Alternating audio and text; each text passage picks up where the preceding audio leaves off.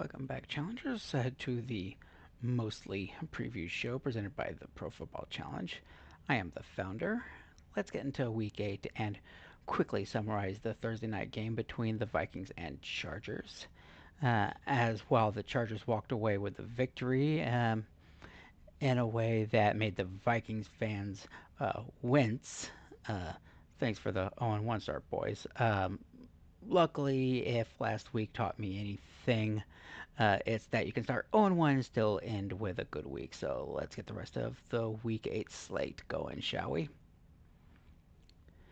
So let's talk about the three non-football games going on here. In today's game of Mafia, Mike McDaniel still has a job. In a game of hide and go seek, Tua can't find his receivers. And in this week's game of Go Fish, Kirk Cousins will be fishing against a Dolphins team that's in complete disarray, so I suspect that he likes that. Winner goes to the Falcons.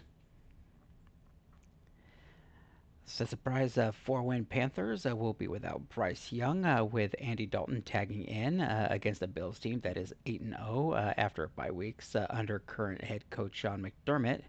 I suspect following the humiliating Week 6 Monday night upset, the Bills will take this one. So let's see here. Justin Fields will be leading an 0-7 Jets team that has no Garrett Wilson, no Sauce Gardner, and it's looking like Flacco is flourishing this season in his backup role. I'm confused. Are there two teams to pick from in this game? Bengals send the Jets to 0-8. The 49ers are back at it again, adding more unavailable players to their lineup. But don't worry, Houston is making up for it by having Nico Collins and Christian Kirk out. After this game, fans will be left to keep wondering how a team this banged up is still at the top of their division as the 49ers get their sixth win of the season. So it's Miles Garrett and the Browns' hopes and dreams going against Drake May and the AFC East division leading Patriots. So who's it going to be? It's going to be May. Okay, I apologize. The last time I'll ever do that. But yes, Pats win. The Giants are hoping to find repeat success and a sweep of the Eagles, as well as conquering our Week 8 streak of the week of losing 14 straight games in the state of Pennsylvania and 12 straight specifically in Philadelphia. I'm liking the Eagles extending that streak. Do I pick the team that won four straight in a mostly soft schedule, or the one win team that's been missing their star quarterback for the last 2 weeks? Oh, what's that? 3 straight weeks now? Well, that makes that easy. I'm picking the Bears.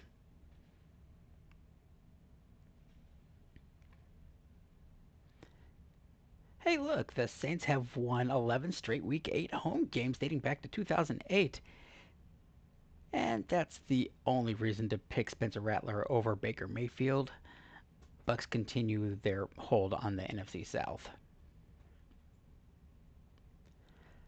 First, can we show some love to these 80s throwbacks as well as the field design the Broncos will be highlighting? But back to the game. After settling nicely into his role with the Cowboys, Javonte Williams returns to Denver where he started his career. Uh, but Dallas already has the worst passing defense in the league and just placed Trayvon Diggs on IR against the 11th best passing offense. I'm going with the Broncos. So we've got the one win Titans that have recently released Tyler Lockett, are looking to clean house, will be out Calvin Ridley and Jeffrey Simmons on the road against the division leading Colts and league leading rusher Jonathan Taylor, who already has rushed for over 100 yards against them in week 3 when they had Simmons. This is easily a Colts pick. So let's get the obvious out of the way. For the second time this season, Rodgers will be hosting a former team of his. This time it's the team that drafted him.